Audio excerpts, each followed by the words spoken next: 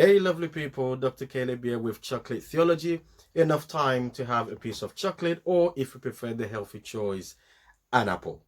So we've come to the end of this particular series in terms of humanity and injustice.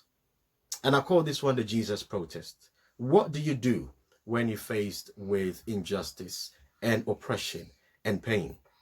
You see, the issue of being treated unfairly goes back even to God, where some people have accused God of not treating them right.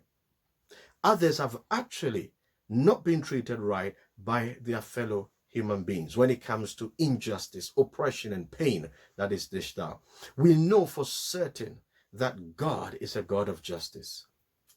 He is not a God who seeks to oppress people. He's a God who actually wants to liberate people. And that is why we read that Jesus came to bring liberation.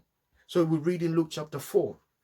It says, the Spirit of the Lord is upon me because he has anointed me to preach good news to the poor, to bind the brokenhearted, to set the oppressed free.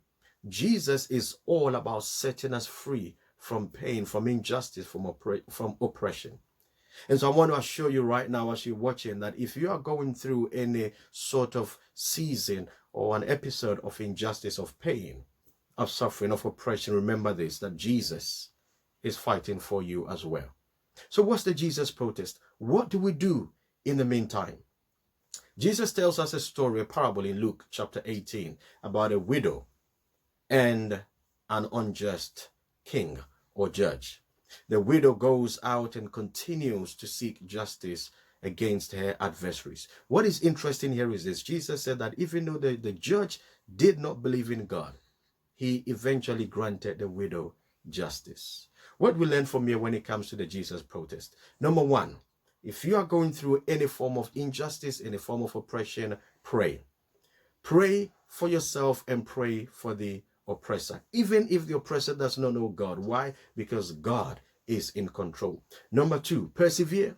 Don't give up. That is what the widow kept doing. The widow persevered. She kept going. Perseverance is not in violence, is not riot. Perseverance means that do that in a legal and in a safe way. You know, protesting does not always have to be loud. You can protest in silence. There's a message in silence. And that message does not mean that you are supporting the oppressor. No, not at all. When Job was going through a lot of difficulties, his friends just went and sat with him in silence. When Jesus himself was going through a lot of persecution, trial, and indeed crucifixion itself, he protested. But he did that in silence because he knew he had to go through it. So pray. Be persistent. Do it in a legal way. It may well be that the way you fight for justice is not the same that your fathers or your great-grandfathers and grandmothers did. We all have different weapons. Saul fought Goliath with a sword. David fought Goliath with a sling and a stone. Do it peacefully. Do it legally. There's nothing better than writing letters, than seeking petitions in a legal and safe way.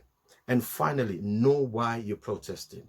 Know what you want and know what you want to achieve. Don't just join any protest movement for the sake of it. Have an aim, have a purpose, and do it safe. But remember, Jesus is already fighting for you. Look out for more on my blog and next week for more chocolate theology. Dr. Caleb, I'm out.